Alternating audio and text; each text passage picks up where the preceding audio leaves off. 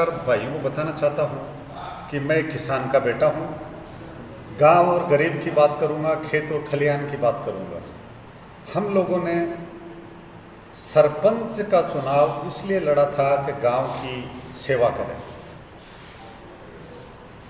गरीब की सेवा करें, ये हमारा परम लक्ष्य है।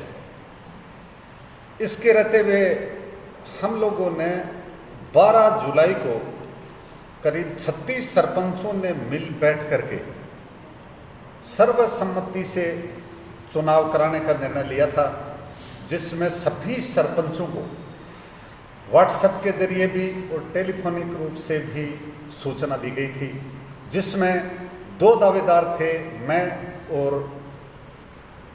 डोटासरा जी। वहाँ पे सभी सरपंचों में सहमति बनके और मुझे लॉटरी निकालकर दोनों में सहमति बनाकर सर्वसम्मति से नवलगढ़ सरपंच फोरम का अध्यक्ष चुना गया था। अध्यक्ष चुनने के पश्चात करीब 1 महीने तक लगातार हम लोग सभी सरपंचगण पंचायत समिति में 2 मीटिंगें भी आहूत कर चुके हैं। पूर्व वीडियो की विदाई भी दी है।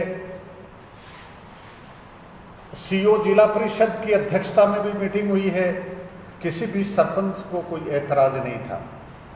तत्पश्चात षड्यंत्र पूर्वक हमारे एक साथी जो नवनिर्वाचित सरपंच हैं राजेंद्र सिंह जी शेखावत, उनको मन में पीड़ा हुई, वो बड़े असंतुष्ट हुए, असहज हुए और उन्होंने आक्षेप लगाकर माननीय विधायक महोदय को एक चिट्ठी लिखी और उन्होंने कहा कि जो सरपंच फोरम का गठन किया गया वो लोकतांत्रिक तरीके से नहीं किया गया और महिलाओं को उसमें इज्जत नहीं बख्शी गई।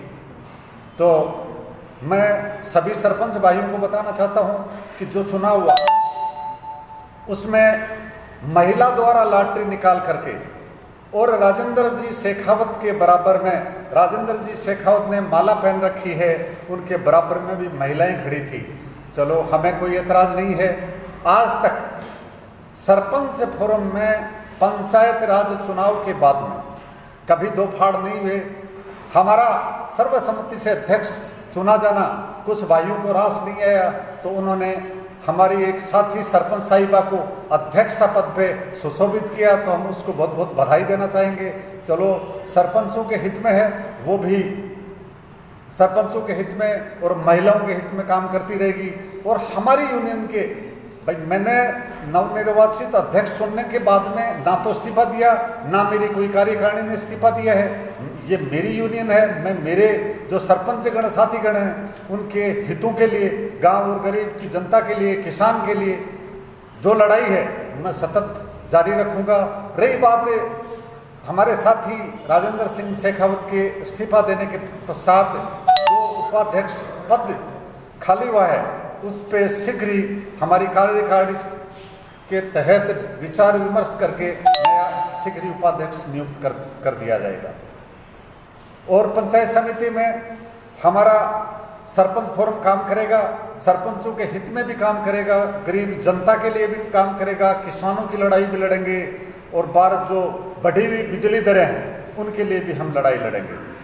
क्यों, हमारा परम लक्ष्य ही गांव की गरीब जनता के हितों की रक्षा करना है, ना कि सरपंचों के अहित की कोई बात करना।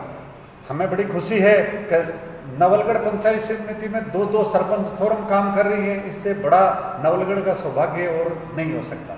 और बहुत बहुत साधुवाद देना चाहूँगा मेरे सरपंच भाइयों को, जिन्होंने हमारा भी साथ दिया और अध्यक्षता का भी साथ दिया। हैं कि उन्होंने भी ये दावा किया जा रहा है कि उधर 34 सरपंचगणों ने वहाँ पर विधायक जी को लिखा था कि दोबारा चुनाव। मैं आपको बता दूं कि 36 में से 32 सरपंच मेरे साथ में हैं जिन्होंने मुझे अध्यक्ष चुना था। जो अभी ताजा अध्यक्षा का चुनाव किया है उससे की प्रति हमारे पास में है। उन्होंने तो ये भी नहीं देखा कि एक पंचायत में उन्होंने 2-2 सरपंचों के साइन करवा रखे हैं। आप वो रजिस्टर की प्रति उठा करके देखिए उनके में, हमारे पास में भी उसकी फोटो प्रति है। तो जो सरपंच नहीं है वो भी उनके उपस्थिति रजिस्टर में साइन कर रहा है। बुद्धराम जी के साइन हुए हैं, बुद्धराम जी हमारे पक्षधर हैं और साथीगण भी हमारे आए हैं। उनके तो कुल मात्र 18 सरपंच उपस्थित हुए थे, उन्होंने वो भी चुनाव नहीं करवाया, ना कोई प्रत्याशी। उनका तो सीधा कहना था ये हमारी अनीता कुमारी अध्यक्षा है और सर्वसम्मति से अध्यक्षा का चुनाव कर लिया।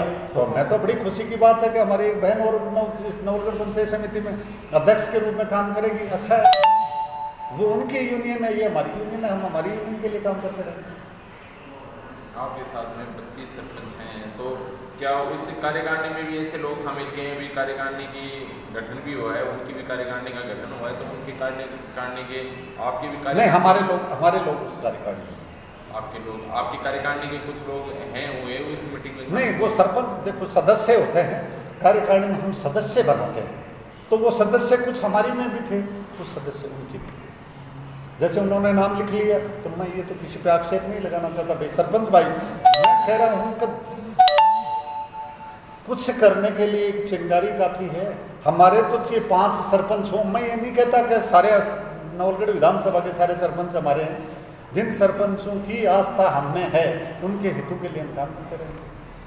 तो क्या ये माना जाए कि भाई 2 सरपंच से आप क्लियर करें कि 2 सरपंच फोरम नवलगढ़ में अब काम करेगी? हाँ बिल्कुल, ये क्लियर कर माना जाए? हाँ ये क्लियर है, बिल्कुल क्लियर है भाई। मुझे हटाने का उनको कोई पावर ही नहीं है, वो उठा मैं इस्तीफा देता उसके बाद में होते। पहले सभी सरपंचों को 15 दिन का या 7 दिन की कोई चिट्ठी निकालते, बैठ करके सारे एक राय होते, उसके बाद में अध्यक्ष पद पे चुनाव होता। तो क्या मुझे बताओ, सर्वसम्मति से वो अध्यक्ष बन गए, हम उनको स्वीकार ही नहीं कर रहे, हमारे जो हैं सरपंच उनको स्वीकार ही नहीं कर रहे। भाई मैं कह रहा हूँ मुझे वो स्वीकार नहीं। चुनाव का घोषणा की थी तो उस समय विजेंद्र सिंह जी डोटासरा और भवन सिंह धीमा 2 प्रमुख दावेदार थे। तो सभी सरपंचों की सर्वसम्मति से हमने लॉटरी सिस्टम अपनाने का निर्णय लिया। तो लॉटरी सिस्टम में हमारे भवन सिंह जी धीमा को सरपंच संघ के फोरम का अध्यक्ष चुना गया और उनको अध्यक्ष चुनने के 1 महीने बाद वो षड्यंत्र पूर्वक और अलोकतांत्रिक तरीके से विधायक जी के नाम को सरपंचों के द्वारा चिट्ठी लिख करके लोकतांत्रिक व संवैधानिक तरीके से चुनाव करने को कहा गया था। लेकिन बिना किसी पूर्व सूचना, सरपंचों को बिना किसी पूर्व सूचना के पंचायत समिति में मीटिंग करके कोरोना के संबंधित मीटिंग करने के बारे में वीडियो साहब को बताया, वीडियो साहब ने हमें अवगत कराया था। लेकिन किसी दबाव में आकर के आनंद फानन में सरपंच संघ के फोरम का एक और अध्यक्ष बना दिया गया था जो नियम विरुद्ध था। इसके लिए हम सभी सरपंच और जो अध्यक्ष फिलहाल अध्यक्ष बनाया गया है उसके विरुद्ध हम सभी सरपंच, हमारा जो पहले अध्यक्ष था वही अध्यक्ष हम मानेंगे और न कि नया अध्यक्ष को हम मानेंगे, क्योंकि नए हमारे जो पहले वाला अध्यक्ष था उन्होंने न तो कोई इस्तीफा दिया है, नहीं किसी मीटिंग में सार्वजनिक तरीके से सभी सरपंच इकट्ठे होकर के उनके पहले वाले सरपंच के इस्तीफे की मांग की थी।